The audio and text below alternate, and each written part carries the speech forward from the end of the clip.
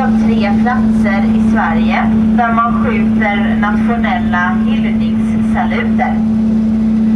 The yellow building on the right side is called Kungshall, and it's the old defense fortification. For a long time, Kungshall was an important part of the town's defense, and up on the wall you can see several cannons. This is one out of 3 places in Sweden from which ceremonial salutes are fired on occasion of national importance.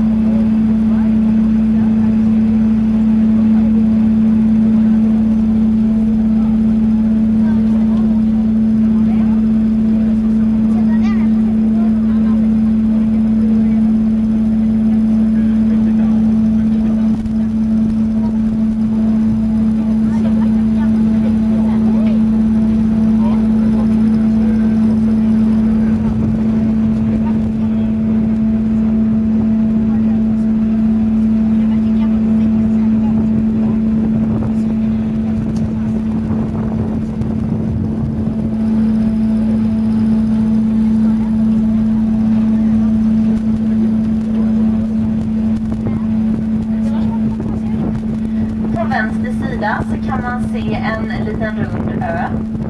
Den här ön brukar kallas för Smörasken eller Lusasken. Och namnet Lusasken kommer ifrån förr, då fartygen fick ankra här ute. Och så brände man upp sjömännens kläder och madrasser på den här lilla ön.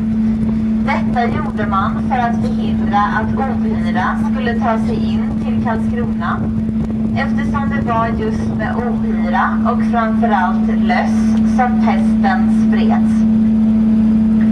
On the left side we can see a little small round island.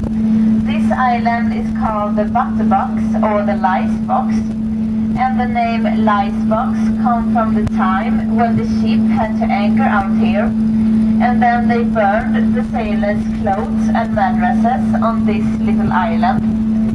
They did this to prevent sickness that came with lice from spreading into the town.